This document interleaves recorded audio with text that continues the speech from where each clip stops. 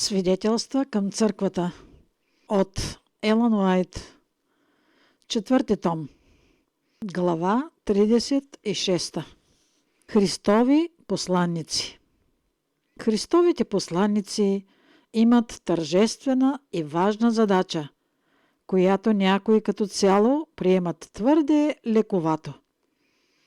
Христос е свещеник в небесното светилище, но чрез своите посланици е свещеник и на земната църква. Той говори на света чрез избрани хора и провежда делото си чрез тях така, както по време на земното си служене го е провеждал видимо. Макар да са минали векове, времето не е променило обещанието, което на раздяла е дал на учениците си. И ето, аз съм с вас до свършека на света. Кавички. От неговото възнесение до наши дни, хора, посочени от Бога и получили власт от Него, стават учители на вярата. Христос, истинският пастир, управлява делото си чрез тези свои инструменти, подчинените му пастири. По този начин мястото на хората, които се трудят в Словото и доктрините, става много важно. От Христова страна те умоляват света да се примири с Бога. Хората не трябва да считат проповедниците си за публични говорители и оратори, а за Христови посланици, получаващи своята мъдрост и сила от великия глава на църквата. Омаловажаването и незачитането на Словото, изговорено от тях, показва неуважение не просто към човека, но към Господаря, който го е изпратил. Той е представител на Христос и в неговия глас трябва да се чува гласът на Спасителя. Много от нашите проповедници правят голяма грешка, изнасяйки проповеди изцяло основани на логиката. Има души, които слушат теорията на истината и се впечатляват от изнесените доказателства. Но ако след това част от проповедта представи Христос като Спасител на света, посятото семе може да покълне и да даде плод за слава на Бога. Само че в много проповеди Христовият кръст не се представя. Мнозина може би слушат последната проповед в живота си и е възможно никога повече да не чуят истината, нито да имат време да я приложат на практика в сърцата си. Тази златна възможност е пропусната завинаги. Ако Христос и Неговата изкупителна любов бяха издигнати заедно с теорията на истината, това можеше да ги определи на Негова страна. Много повече души, отколкото можем да си представим, копнеят да разберат как могат да дойдат при Христос. Мнозина слушат от амвона популярни проповеди и след това не знаят по-добре отпреди как да намерят Исус, нито мира и спокойствието, които душите им желаят. Проповедниците, които проповядват последната вест на милост към света, не трябва да забравят да издигат Христос като убежище за грешника. Мнозина смятат, че няма нужда да проповядват покаяние и вяра с сърца изцяло пропити от Божията любов. Приемат за даденост, че слушателите им са съвършенно запознати с благовестието и че вниманието им трябва да бъде ангажирано с въпроси от съвсем друг характер. Ако аудиторията им изглежда заинтересована, те приемат това като доказателство за успех. Хората са по-невежи относно спасителния план и се нуждаят от повече наставления по този най-важен въпрос, отколкото по който и да е друг. Които се събират, за да слушат истината, очакват да имат полза от това. Както казва Корнилий на приятелите си, Ние всички присъстваме тук пред Бога, за да чуем всичко, що ти е заповядано от Господа. Кавички. Теоретичните проповеди са важни, за да могат всички да научат доктрините и да се запознаят с веригата на истината, звено по звено, съединена в съвършено единство. Но не бива да бъде изнасена нито една проповед, която не издига Христос, и то разпнат, като основа на благовестието, показвайки практическото приложение на истините и разкривайки факта, че Христовото учение не е да и не, а да и амин в Христос Исус. След като истината е представена теоретично, следва трудната част от работата. Хората не бива да бъдат оставени без наставление по практическите истини, свързани с ежедневния им живот. Трябва да видят и почувстват, че са грешници и че имат нужда да се обърнат към Бога. Трябва да им бъде обяснено по възможно най-впечатляващ начин как Христос е говорил, как е действал и какво е получавал. Когато истината бъде открита пред умовете на хората, работата на проповедника едва е започнала. Христос е нашият ходатай и действащ първосвещеник в присъствието на Бог Отец. На Йоан той бе показан като агнето, което е било заклано и чиято кръв е пролята за грешното човечество. След като пред грешника се издигне Божият закон, показващ му дълбочината на неговите грехове, трябва да бъде издигнат и Божият агнец, който отнема греха на света. Човеците трябва да бъдат поучени на покаяние пред Бога и на вяра в Господ Исус Христос. Така трудът на Христовия представител ще бъде в съгласие с Неговото дело в небесното светилище. Проповедниците ще достигнат много повече сърца, ако притежават повече практическо благочестие. Често, когато се полагат усилия за представяне на истината в нови полета, трудът е почти изцяло теоретичен. Хората се колебаят. Те виждат силата на истината и трескаво търсят сигурна основа. Когато чувствата им са смекчени, е дошло времето преди всичко Христовата религия да се всели в ума им.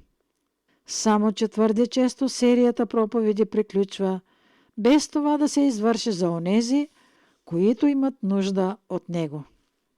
Такива усилия твърде много приличат на жертвата на Каин. В нея няма жертва на кръв, която да я направи приемлива за Бога. Каин постъпва добре, че принася жертва, но пропуска единственото, което й придава стойност – кръвта на умилостивението.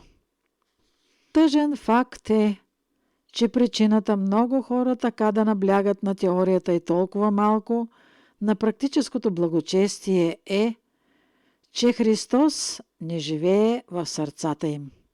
Те нямат жива връзка с Него. Много души вземат решение в полза на истината под тежестта на доказателствата, без да бъдат обърнати.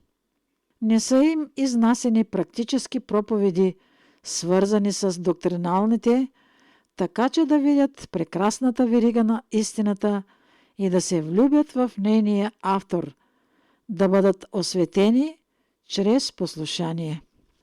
Проповедникът не е свършил работата си, докато не убеди своите слушатели в необходимостта от промяна на характера, в съгласие с чистите принципи на истината, която са получили.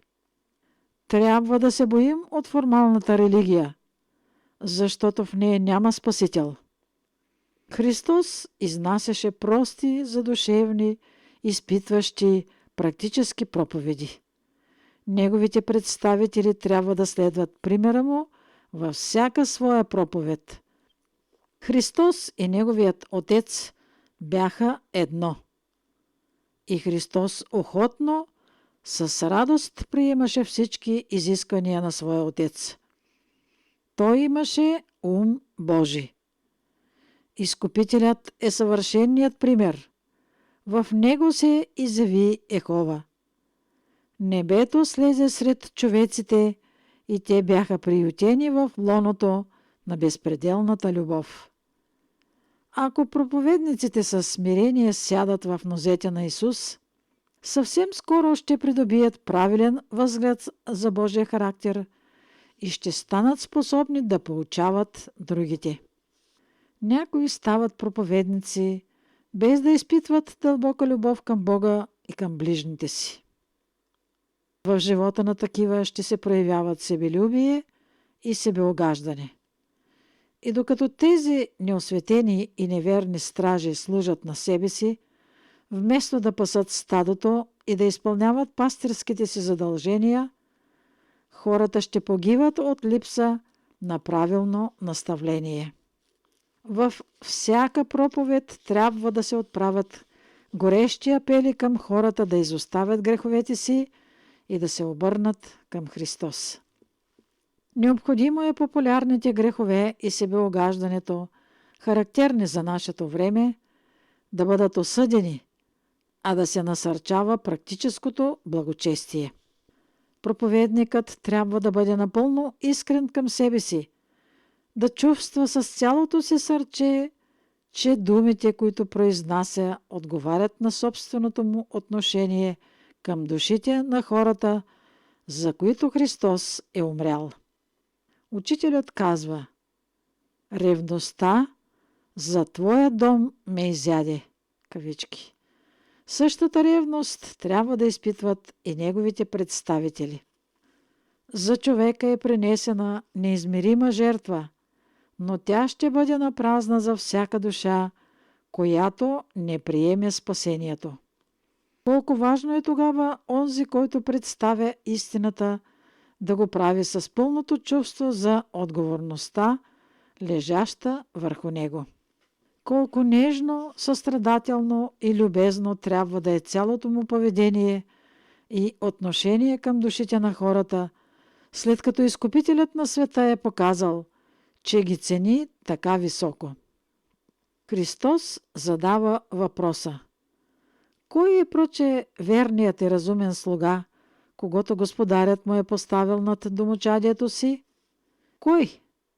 И всеки проповедник на Евангелието трябва да повтори този въпрос към сърцето си. Като вижда тържествените истини и умът му съзерцава картината на верния и разумен слуга, душата му трябва да бъде разтърсена до дъно. На всеки човек е дадена работа. Никой не е извинен. Всеки има своят дял според възможностите си. И дълг на онзи, който проповядва истината, е внимателно и с молитва да изучава способностите на хората, които я приемат, и след това да ги обучава, да ги води стъпка по стъпка, карайки ги да осъзнаят бремето на отговорността, поставена върху тях, да вършат онова, което Бог иска. Те трябва да бъдат призовавани отново и отново, така че никой да не устои на изкушението да отговори на Божието намерение, да живее християнски живот и да се заеме със своята работа, голяма или малка, съвестно и вярно. Всеки от нас трябва да прави още нещо, освен да ходи на църква и да слуша Божието Слово. Трябва да практикува истината, която слуша, да прилага принципите й в ежедневния си живот. Непрестанно да работи за Христос, не от себелюбиви подбуди, а с поглед отправен към славата на този, който е пожертвал всичко, за да го спаси от смърт. Нека проповедниците да внушават на онези, които приемат истината, че Христос трябва да живее и в домовете им, че те се нуждаят от благодат и мъдрост от Бога, за да водят и контролират децата си, че това е част от работата, която Бог им е възложил. Да възпитават и дисциплинират своите деца, да ги водят към послушание. Нека любезността и нежността на служителя се видят и в отношението му към децата. Той никога не трябва да забравя, че те са малки мъже и жени, по-малките членове на Господното семейство. Те са много скъпи на Господа и много близо до Него. Ако бъдат подходящо наставлявани и дисциплинирани, ще му служат дори и в младостта си. Христос бива оскърбен от всяка груба, сурова и необмислена дума, произнесена към децата.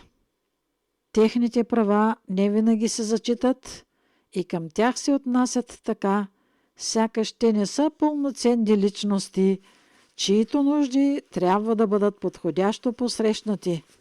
Така характерите им се деформират и Божието намерение за техния живот се проваля. Тимотей познаваше писанията от дете и това познание му беше като стража между злите влияния, които го заобикаляха, и срещу изкушението да избере удоволствията и себелюбивото угаждане пред дълга. От такава стража се нуждаят и нашите деца, и това е част от делото на родителите като Христови представители. Да се убедят, че децата са подходящо наставлявани във Божието Слово. Ако служителят получи одобрението на своя Господ, трябва да се труди вярно, за да представи всеки човек съвършен в Христос. Методът му на работа не бива да оставя впечатлението, че не е от голямо значение дали някой ще приеме истината, дали ще практикува истинско благочестие или не. Животът му ще бъде вярност и саможертва. Ще убеждава грешника, че вечните му интереси са поставени на карта и че душата му ще погине, ако не откликне на усърдния труд, който се полага в негова полза. Онези, които са били изведени от греха и тъмнината, при светлината и истината, имат да извършат много промени и ако умовете им не бъдат убедени в необходимостта от цялостна реформа, ще заприличат на човека, който се е огледал в огледалото, Божия закон, и открил недостатъците на характера си, но се отишъл и забравил как изглежда. Умът трябва да бъде нащрек за своята отговорност. В противен случай ще се върне в състояние на дори още по-безгрижно невнимание, отколкото преди да е бил пробуден. Работата на Христовия представител е далеч по-велика и по-отговорна, отколкото мнозина си мислят.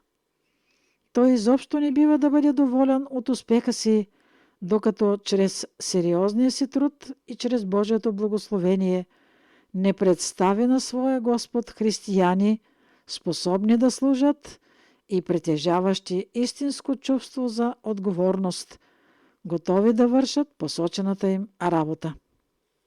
Вложените усилия и наставления ще имат за резултат включване в делото на хора с силен характер и с твърди убеждения, които няма да позволят на нищо егоистично да попречи на работата им, нито да намали вярата им или да ги отклони от дълга. Ако проповедникът обучава правилно поверените на грижите му души, когато отиде в друго поле на делото, църквата, която оставя, няма да пропадне, защото ще бъде здраво основана и свързана. Ако хората, които приемат истината, не се обърнат напълно и не настъпи радикална промяна в живота и характера им, душите им не ще са приковани към вечната скала. И след като проповедникът приключи работата си и възбудата от новото отмине, умът им бързо ще се отклони, истината ще изгуби силата си да ги очарова и те ще престанат да пръскат свято влияние, ставайки недостойни за изповедта на своята вяра.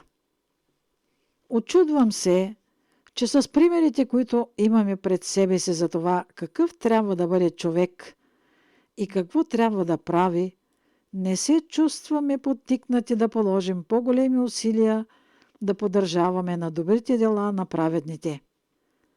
Не всеки може да заема важен пост, но всеки може да бъде полезен и достоен за доверие и чрез неуморна вярност да направи повече добро, отколкото изобщо си е представил, че е възможно. Който прегръща истината, трябва да се стреми към ясно разбиране на писанията и да познава Спасителя от жив опит. Умът трябва да се култивира, паметта да се обогатява. Всяка интелектуална ленност е грях, а духовната летаргия е смърт.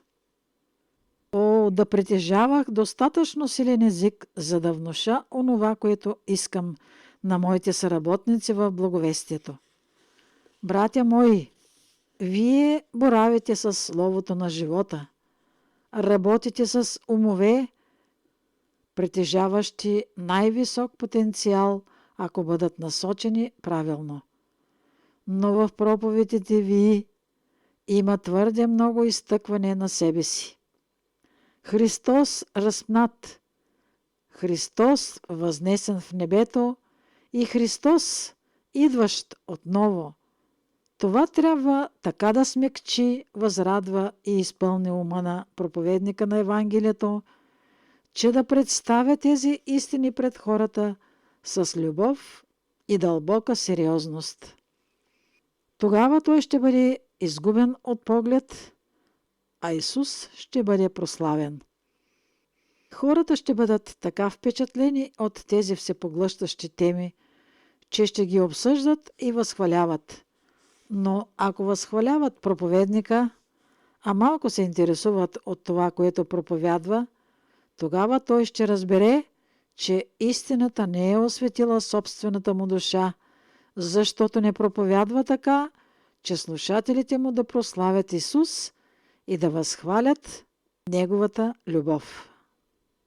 Христос казва: нека свети вашата виделина пред човеците, за да виждат добрите ви дела и да прославят вашия Отец, който е на небесата.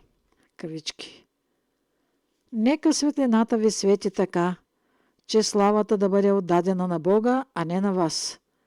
Ако похвалата идва към вас, треперете и се засрамете, тъй като сте осуетили великата цел. Прославя се не Бог, а слугата.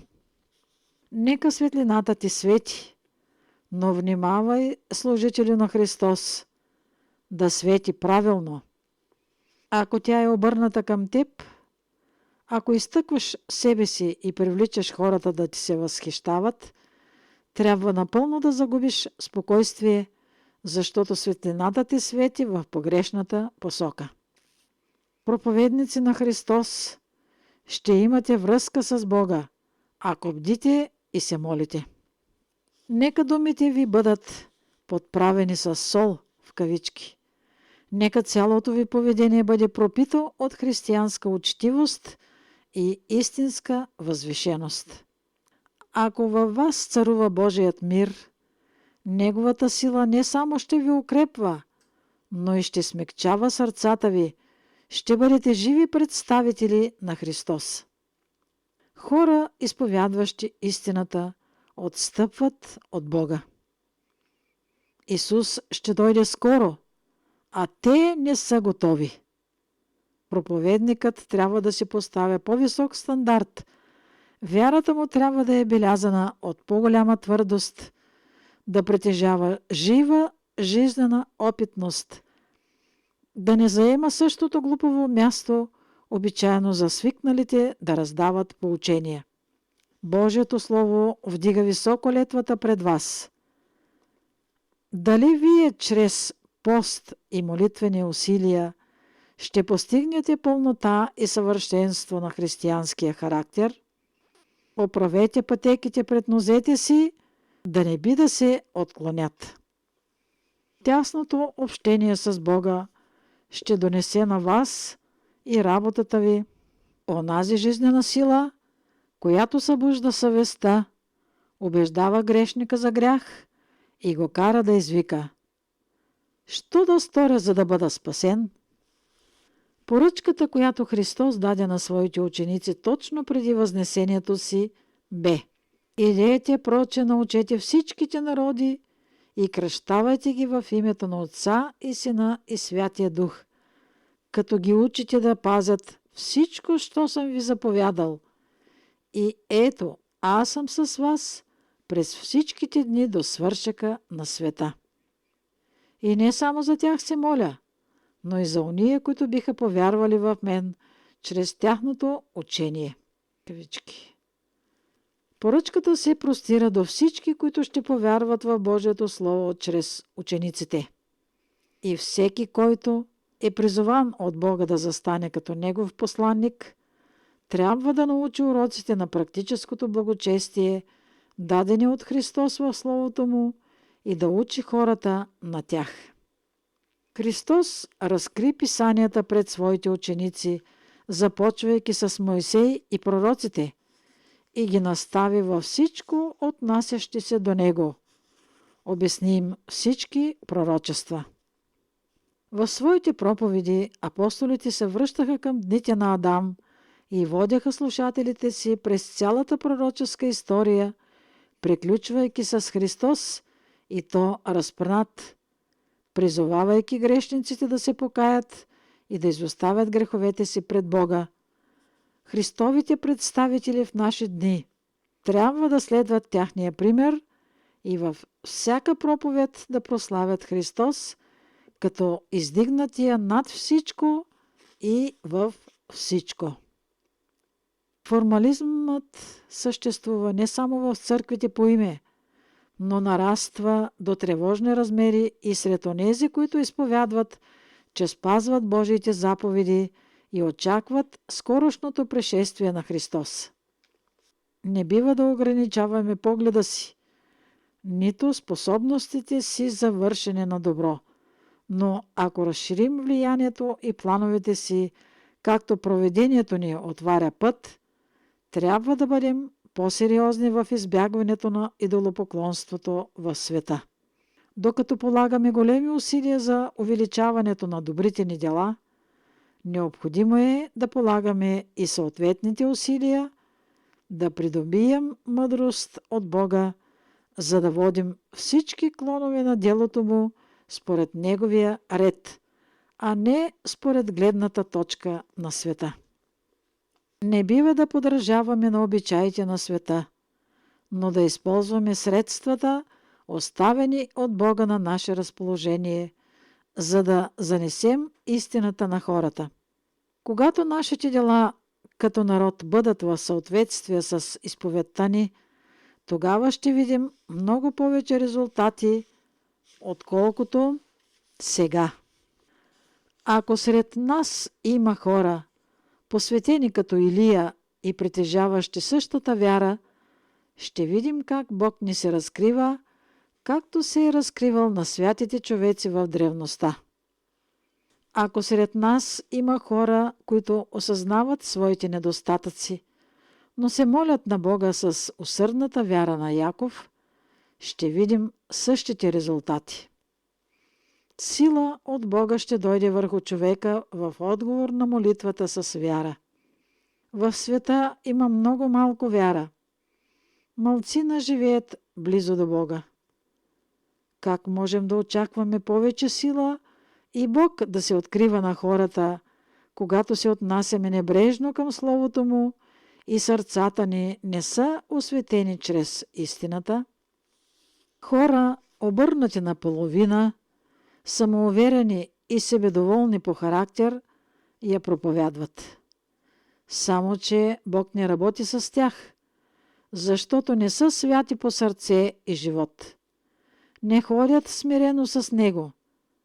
Цялото ни служене трябва да се реформира и тогава ще видим Божията светлина и Неговата сила, довеждаща всичките ни усилия до успешен край.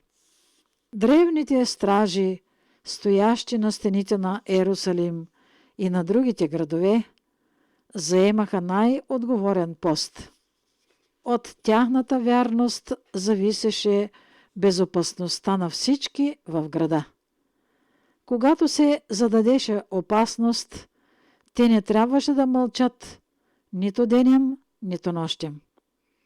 Всеки миг от тях се изискваше да се викат един друг, за да проверяват дали всички са будни и дали някой не е ранен. Те биваха разполагани и по някои възвишения, за да наблюдават важните места и да могат да наддават предупредителен вик. Предаваха се съобщението един на друг, повтаряйки го, докато обиколи целия град. Тези стражи символизират проповедниците, от чиято вярност зависи спасението на душите. Настойниците на Божиите тайни стоят като стражи върху стените на Сион и ако видят да се задава меч, трябва да нададат вик на предупреждение. Ако са спящи войници и духовното им чувство е така притъпено, че не виждат, нито разпознават опасността и погинат хора, Бог ще изиска тяхната кръв от ръцете на стражите.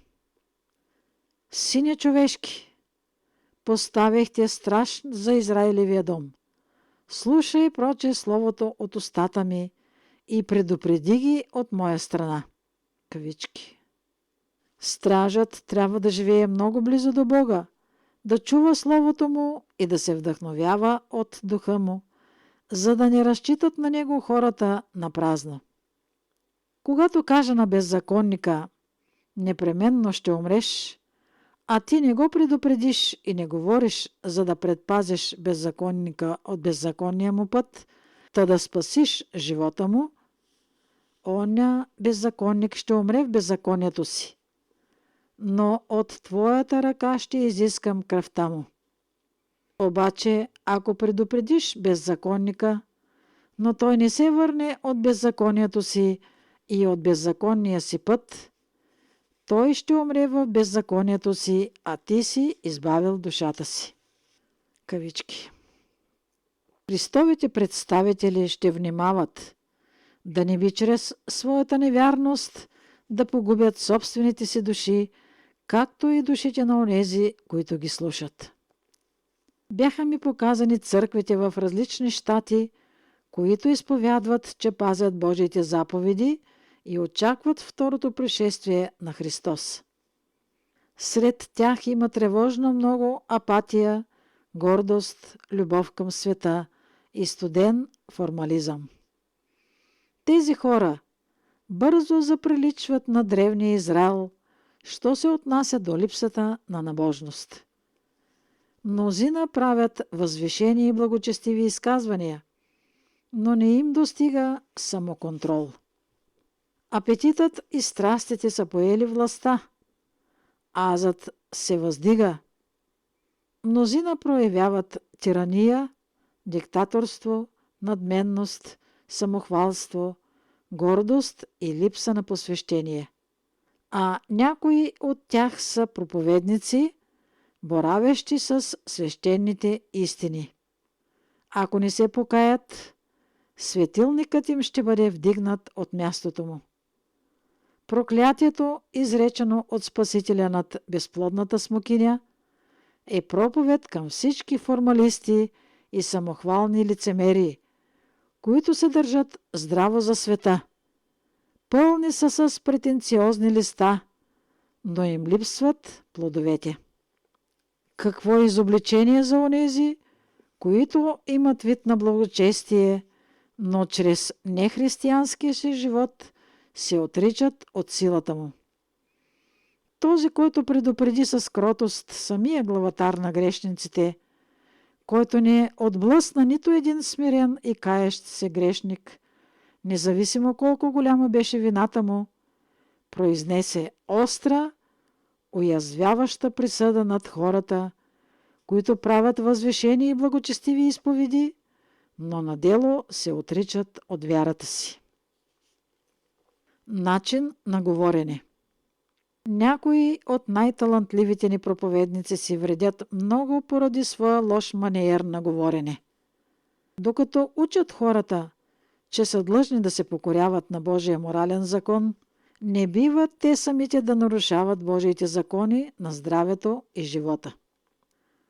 Проповедниците трябва да стоят изправени, да говорят бавно, решително и отчетливо, да поемат дълбоко въздух при всяко ново изречение и да произнасят думите, напрягайки коремните мускули.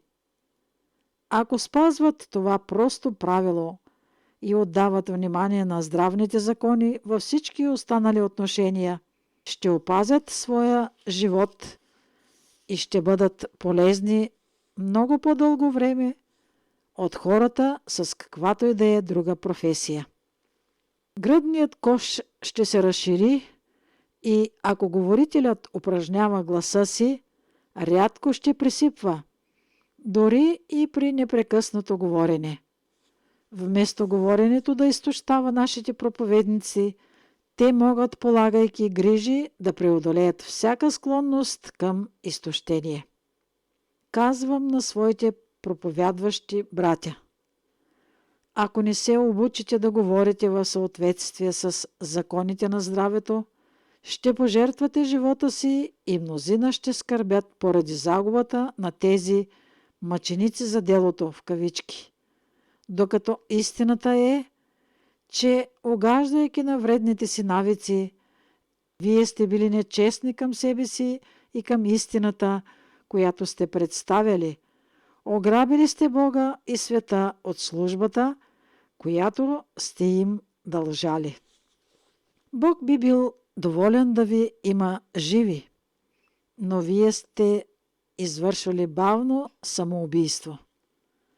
Начинът, по който истината се представя, често влияе много силно върху решението дали да бъде приета или отхвърлена.